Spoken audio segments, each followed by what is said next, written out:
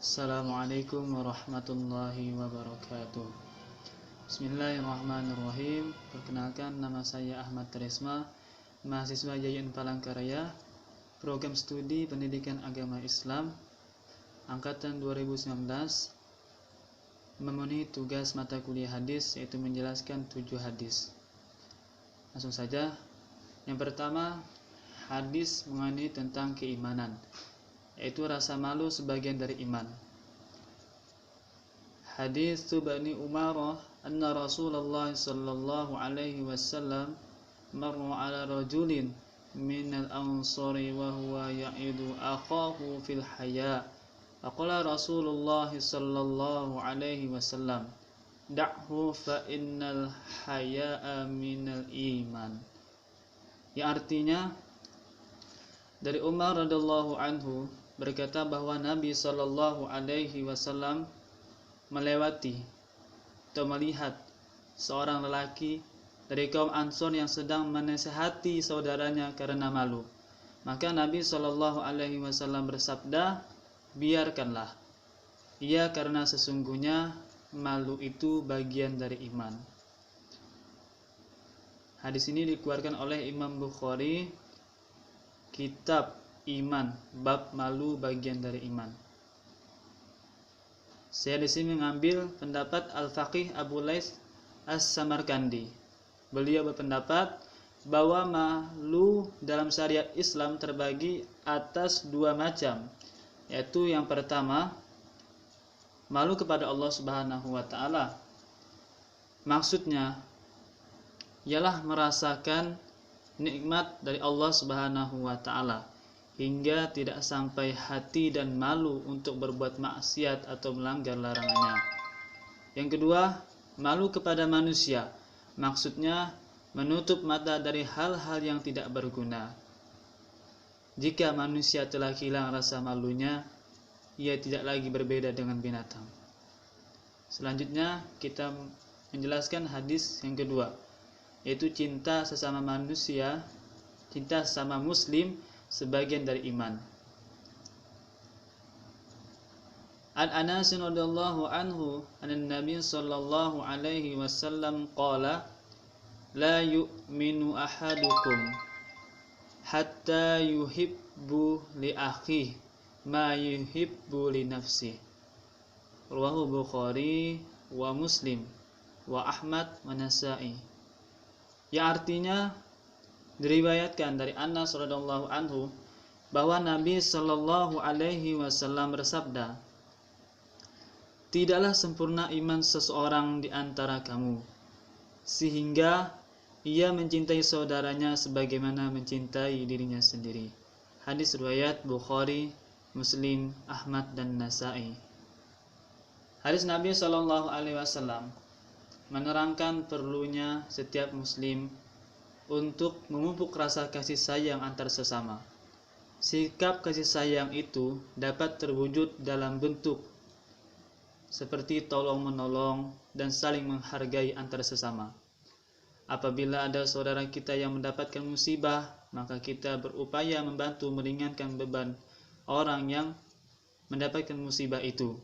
Demikian pula, apabila saudara kita mendapatkan kebahagiaan, kita turut berbahagia atas kebahagiaan yang didapatkannya.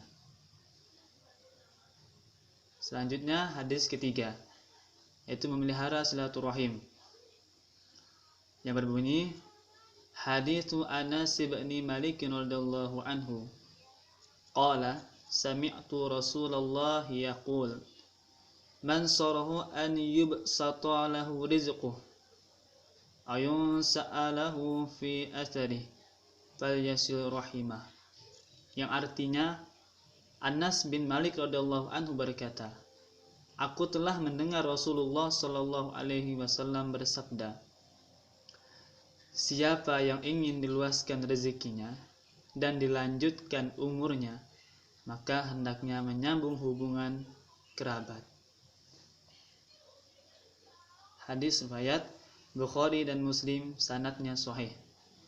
Dalam memelihara silaturahim, seorang muslim memiliki kewajiban terhadap muslim lainnya ada 6.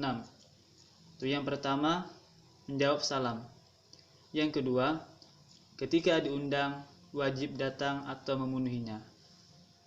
Yang ketiga, memberi nasihat ketika diminta. Yang keempat, mendoakan kebagusan untuk orang yang bersin dan memuji kepada Allah Subhanahu wa taala. Yang kelima, menjenguk orang sakit hukumnya sunnah. Yang keenam, ketika ada seorang muslim meninggal, alhamdulillah, itu 6 hal kewajiban seorang muslim terhadap muslim lainnya. Selanjutnya kita menjelaskan tentang hadis keempat, yaitu ikhlas beramal. Niat atau motivasi beramal. Ikhlas ialah menjadikan Allah Subhanahu wa taala satu-satunya tujuan dalam menjalankan ketaatan. Ikhlas pula berarti membersihkan perbuatan dari mencari perhatian atau caper, cari perhatian kepada manusia. Ikhlas juga bermakna pula membersihkan amalan dari setiap penyakit hati, yaitu seperti penyakit hati yang seperti riya, sum'ah, dan ujub. Langsung saja kita bacakan hadisnya. Umar bin Al-Khattab radhiyallahu anhu qala, sami'tu Rasulullah sallallahu alaihi wasallam yaqul, innamal a'malu binniyah wa innamal liman nawa, faman kanat hijratuhu ila Allah wa rasulih fa hijratuhu ila Allah wa rasulih, wa man kana hijratuhu ila dunya yusibuha aw imra'atin yatazawwajuha fa hijratuhu ila ma hajara ilaih.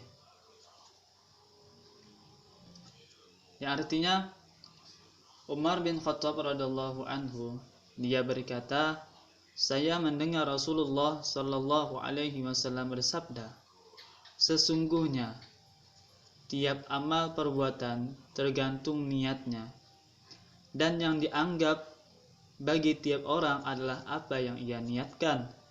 Maka siapa yang hijrah karena Allah dan Rasulnya, maka hijrahnya diterima oleh Allah dan Rasulnya.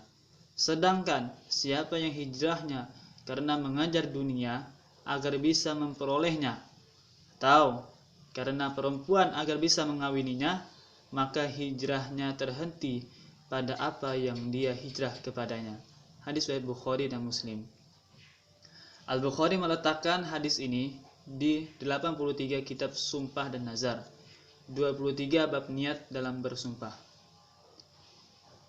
Penjelasannya, para ulama sepakat bahwa niat itu menjadi keharusan dalam sebuah amal agar mendapatkan pahala ketika amal tersebut dikerjakannya. Tetapi para ulama juga menjelaskan bahwa niat merupakan syarat bagi sahnya sebuah amal. Ikhlas karena Allah Subhanahu wa taala adalah salah satu dari sekian banyak syarat diterimanya sebuah amal. Karena Allah Subhanahu wa taala tidak akan menerima suatu amal kecuali amal yang tulus dan murni yang dilakukan hanya untuk mencari ridha Allah Subhanahu wa taala. Hadis selanjutnya yaitu hadis kelima, orang jujur mendapat pertolongan Allah. Langsung saja kita bacakan hadisnya. An Abi Hurairah radhiyallahu anhu, an-Nabi sallallahu alaihi wasallam qala, man akhadha amwalan nas yuridu adda'aha addallahu anhu, wa man akhadaha yuridu lafaha a'lafahu Allah.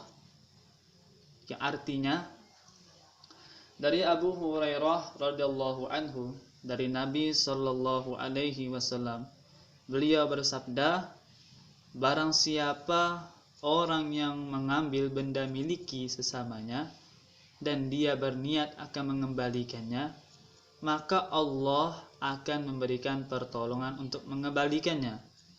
Barang siapa orang yang mengambilnya satu benda dan hendak membinasakannya, maka Allah akan membinasakannya. Hadis riwayat Bukhari, Ibnu Majah, dan yang lainnya. Dalam kehidupan sehari-hari, tidak ada manusia yang hidup sendiri sebagai makhluk sosial. Setiap manusia pasti memerlukan bantuan orang lain.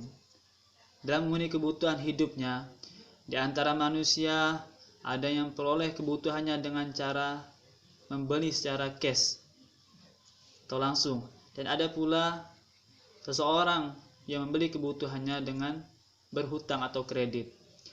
Bagi orang yang berhutang, Allah Subhanahu wa Ta'ala akan memberikan jalan upaya melunasi hutangnya. Apabila orang tersebut memiliki keinginan baik untuk melunasi hutangnya tersebut, pintu rezeki terbuka baginya. Sementara bagi orang yang tidak memiliki niat mengembalikan atau membayar hutangnya, orang tersebut akan sulit untuk menunaikannya. Bahkan kebinasaan akan didapatkan yang kena sifat zalim yang dilakukannya. Na'udzubillah min dzalik. Lanjut, yaitu hadis yang ke-6 tentang ghibah dan budhan. Saja kita bacakan hadisnya. Wa an Uqbah bin Amir radhiyallahu anhu qala qultu ya Rasulullah mad najah. Qala amsik 'alaika lisanak wal yasaka baituk wa baki 'ala khatinatik. Yang artinya dari Uqbah bin Amir radhiyallahu anhu, ia berkata, aku pernah bertanya, wahai Rasulullah, apakah keselamatan itu? Beliau menjawab, jagalah lidahmu. Betahlah kamu di rumah untuk beribadah dan tangisilah kesalahan-kesalahanmu. Hadis riwayat At-Tirmidzi. Dia berkata hadis ini hasan. Ghibah artinya mengatakan sesuatu tentang seseorang yang orang itu sendiri tidak senang kalau keadaannya diceritakan atau diketahui orang lain.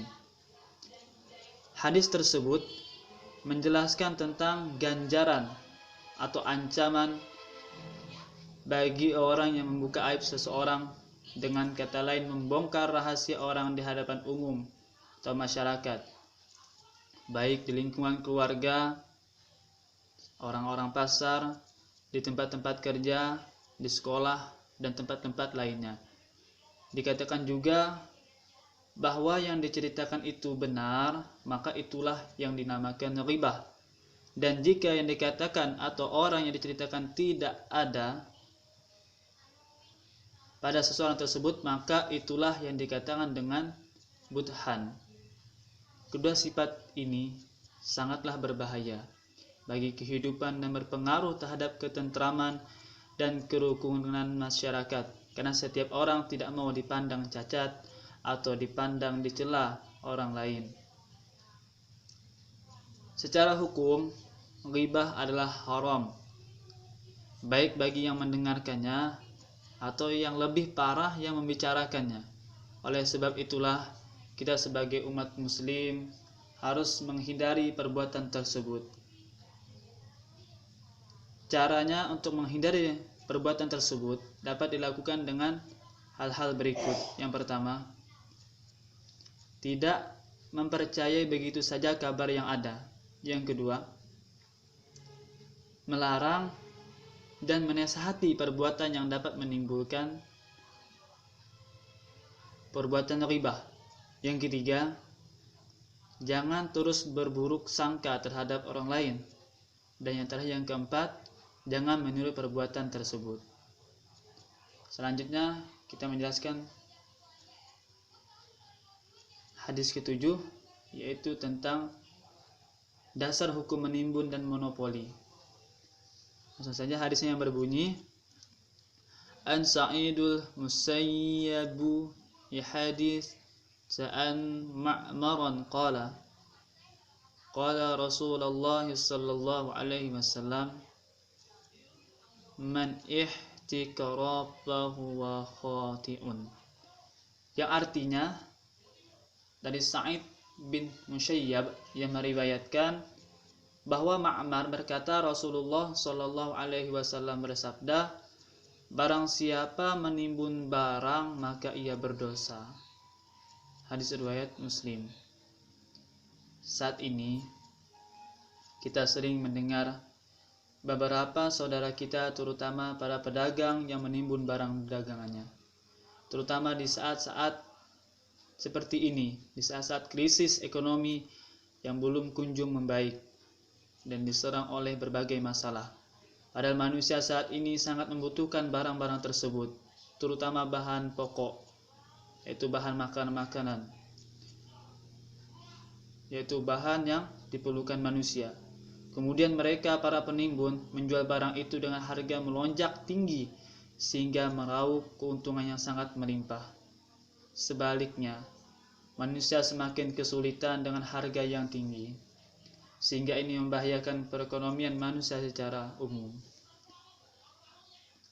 Dalam masalah ini, penimbun yang paling utama yang harus diperhatikan adalah hak konsumen, karena menyangkut kepentingan orang banyak. Sedangkan hak orang lain melakukan penimbunan hanya merupakan hak pribadi, dan itu bertentangan dengan hak orang banyak. Maka hak orang banyaklah yang harus diutamakan dan didahulukan. Para ahli fikih menghukumkan hal tersebut sebagai perbuatan terlarang dalam agama. Dasar hukum pelarangan ini adalah kandungan Al-Quran yang menyatakan bahwa setiap perbuatan aniaya, termasuk di dalamnya kegiatan menimbun dan monopoli, diharamkan agama. Sekian penjelasan dari saya. Assalamualaikum warahmatullahi wabarakatuh.